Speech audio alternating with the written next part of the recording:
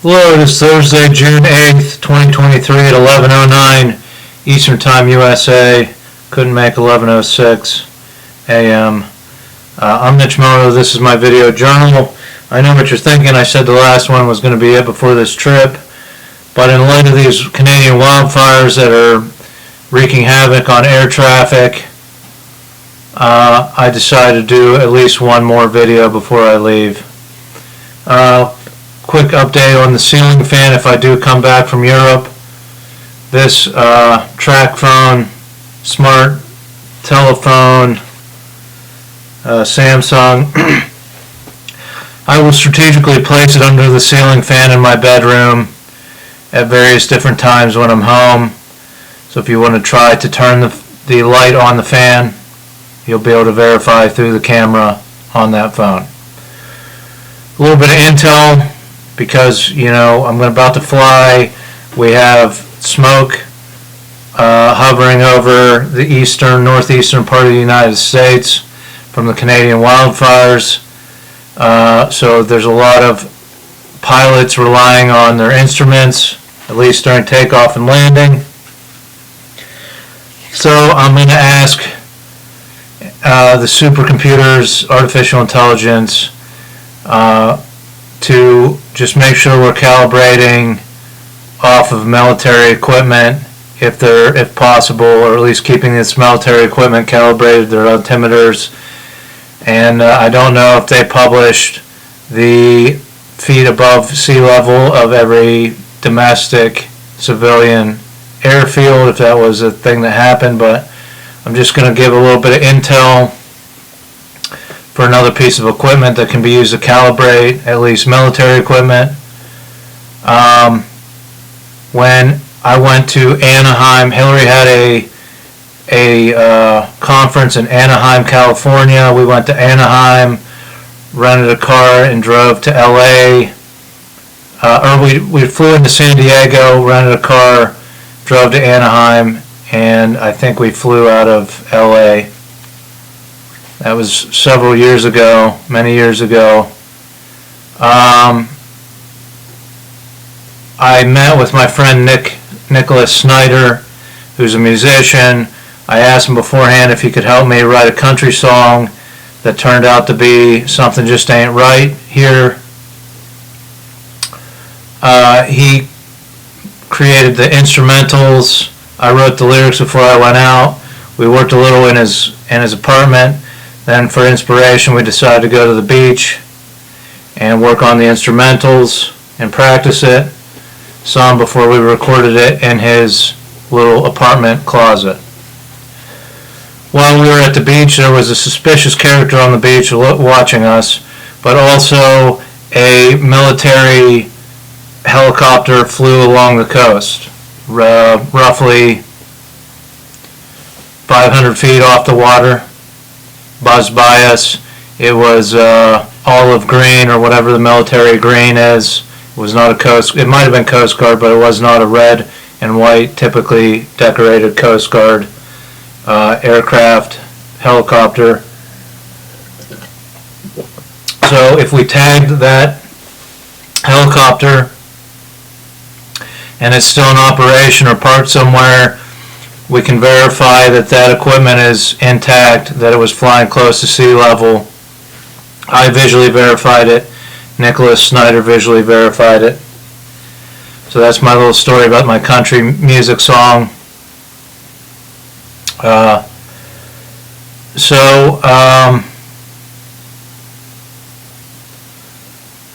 the intel I wanted to put there. So let's make sure these altimeters are working properly. Hopefully the supercomputers can double check that.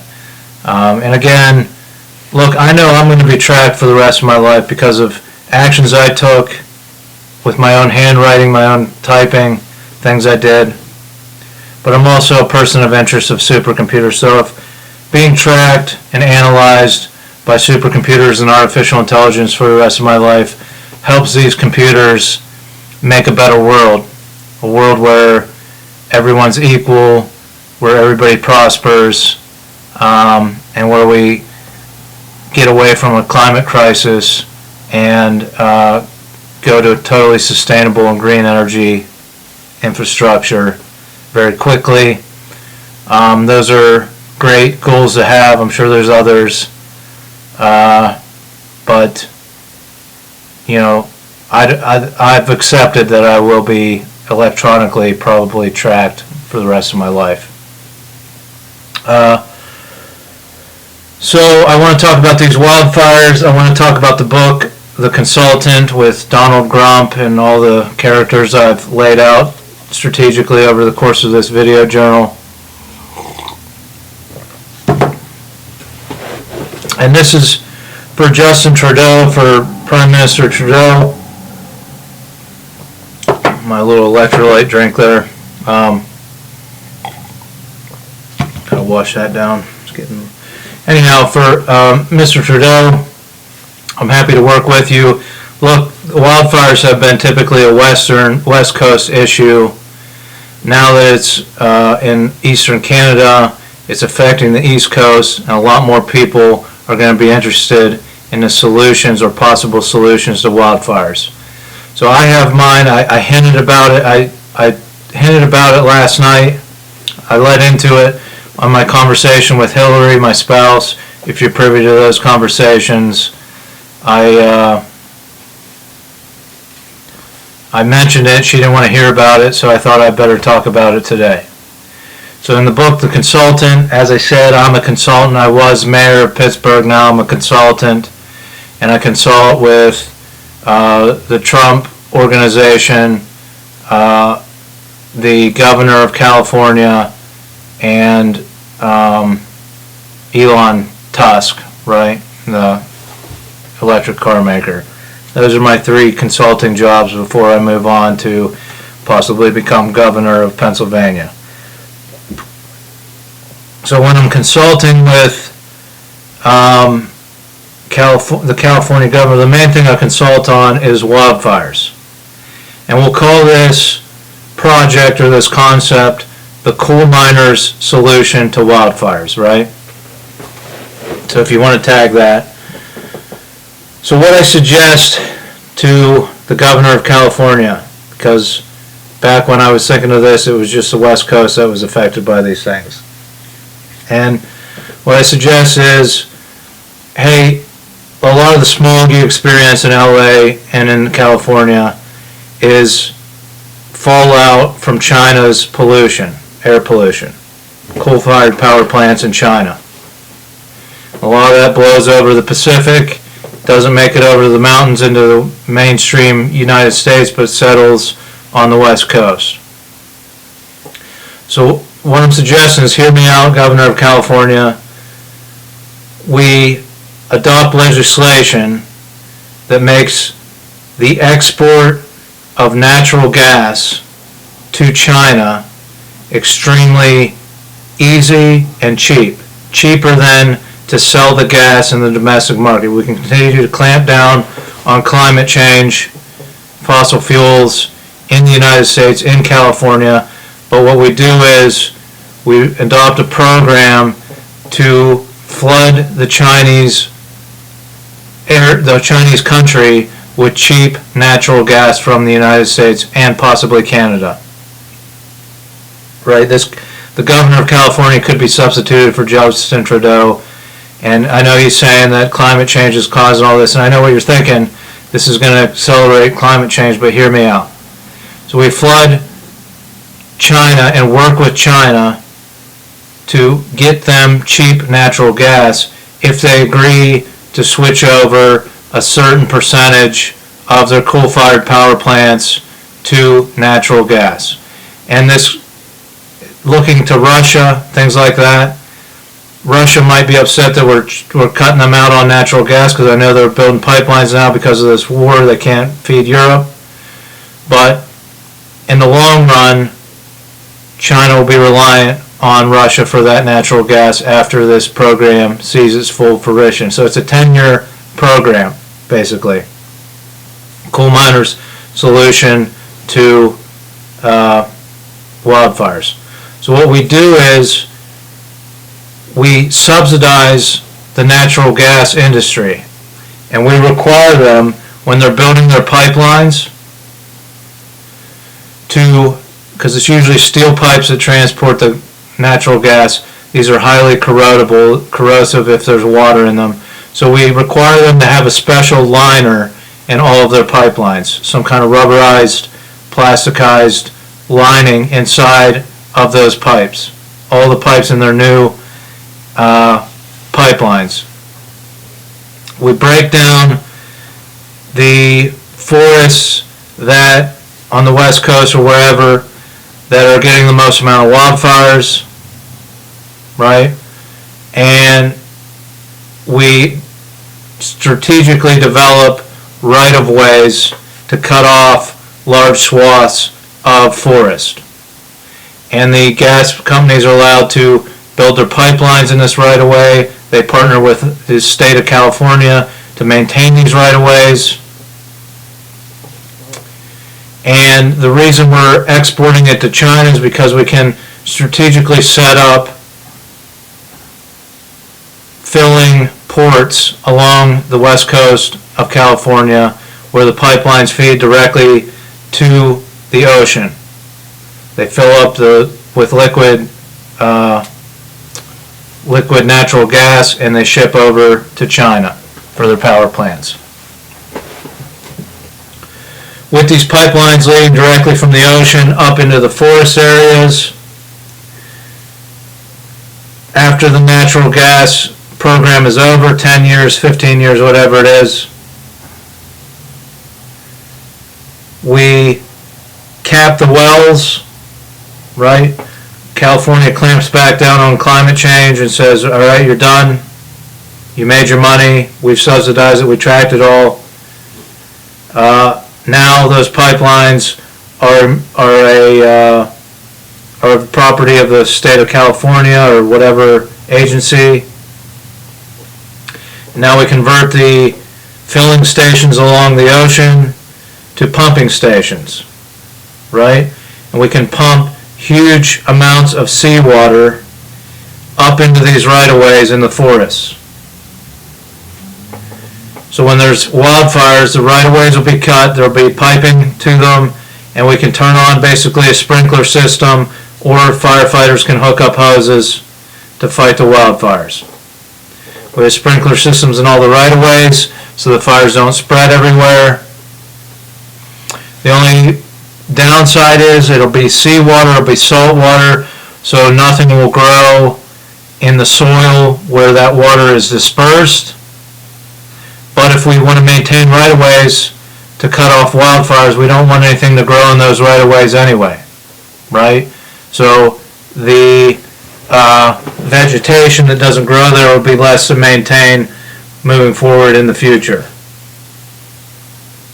So it's embracing a fossil fuel to create the infrastructure to end or substantially diminish wildfires across the great open spaces of the West. Now you'll get pushback from the EPA both for the nature of this program and for cutting right-of-ways, but in the long run I think it's an interesting concept that it both lowers the emissions of China and that subsequent pollution blowing over into California and Western Canada, and it creates channels to disperse water during wildfires, right? And who's to say you couldn't set up desalination plants eventually at those fill-up sites and pump fresh water up into those areas to dissolve the salt and stuff like that. I'm not. This is just the concept I came up with. The coal miners' solution to wildfires could work throughout Canada.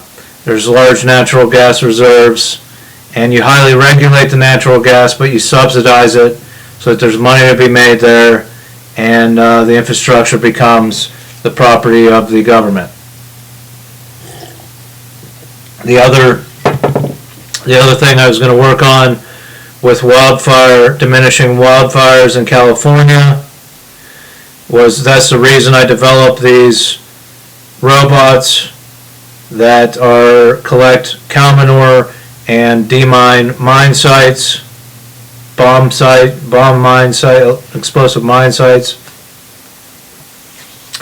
is that these robots can also be applied to work off of these right-of-ways, whether they're powered from natural gas, solar in the right-of-ways, whatever.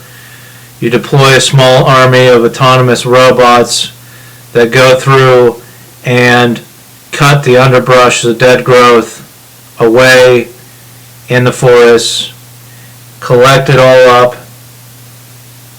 and I don't know what exactly, if it can be collected from the right-of-ways, trucks come along, collect it and use it for fuel, for biomass fuel or whatever.